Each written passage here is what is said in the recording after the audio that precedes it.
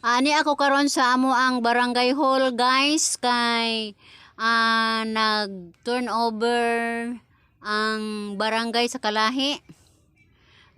Niya karon nag dapit mi o nangandam mi guys sa amo ang barangay hall, nag-decorate mi og kaubanan sa among mga BHW, tanod, kagawad og amo ang barangay captain nga si Ireneo Gamos. Nagpasaogda mi ani guys, nangandam mi og mga sound system karong adlaw guys. Amo sab gidapit ang ato ang or amo ang Paris, among pari guys, amo sang gidapit para pag inugurar sa amo ang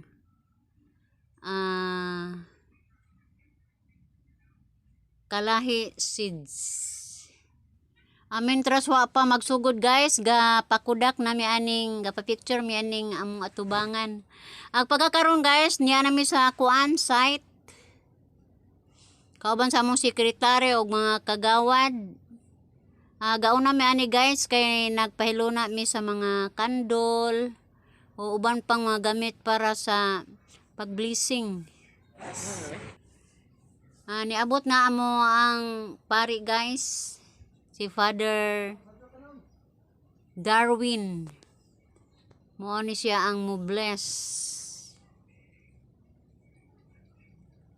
Amo pong BNS si Ma'am Dil Manharis.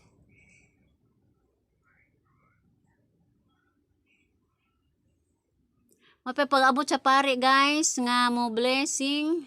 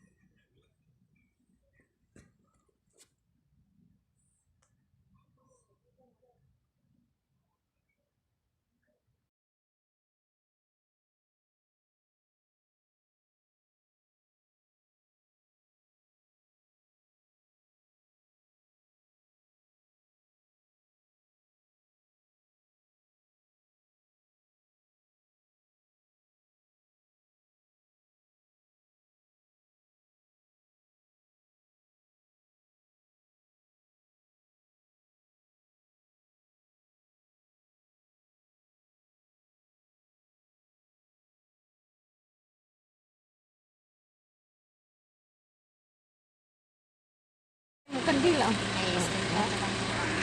Magkandila niya.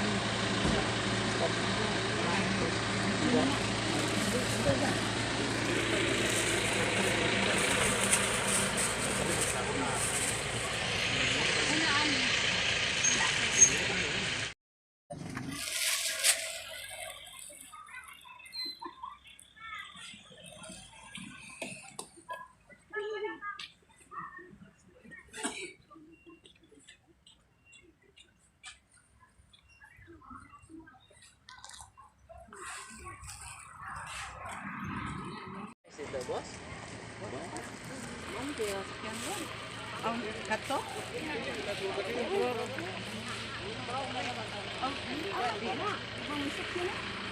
Kapader ng kuan kanan.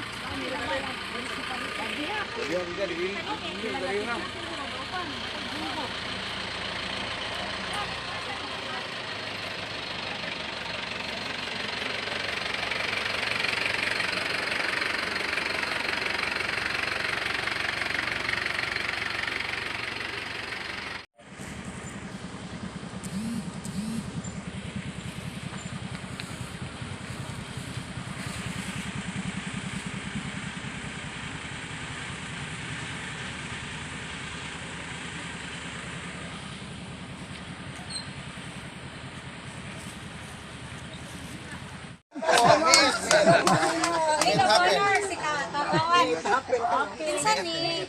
So mo proceed na to sa pikas na pod ba? Saan naman po ito?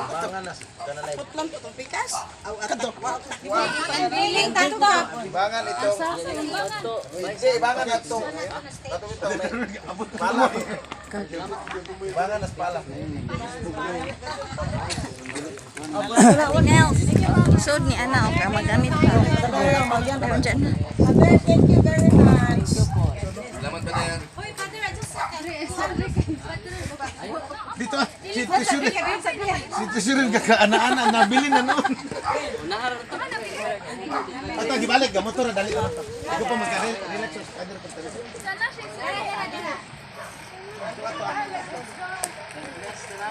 Salamat, Father.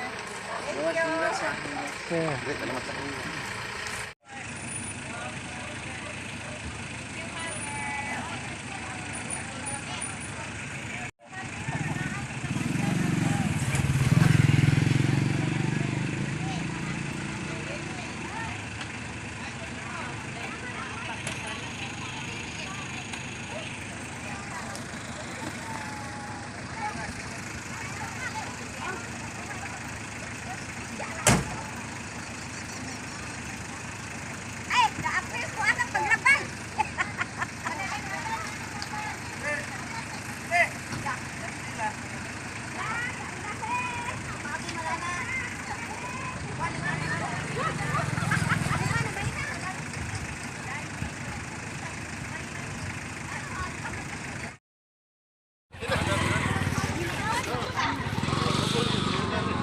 Anak na lang. Ate Belen, paana na lang anak. Lahi na yung pagwalisa. Dili, away-wayon. Okay, ready? 1, 2, 3. 4, 5. Thank you. Yay! Okay? CTCF, Ma'am Dailina Tinahan. ACTTF, Engineer Gisa May Amper Akailar. MFA, Joanne Dahan. And MCPCF, Yale Gamalo. O, pakaka na to sila tanan. Sa kalangit, the volunteers from the Barangay Council headed by our very own Barangay Chairman, Kinawapuhan, Kinabutanan, Inaaktikan. And the different team committees for the Kalahi Project. Gikan sa BHW na to, ginatagsa-tagsaunhan, mga gwapang HW, tugihan mga barangay tanod, mga voluntaryo gikan sa People's Organization, kakausa jud tanan. Labi na gyud kay ipamuluhan po kita sa atong municipal local government unit.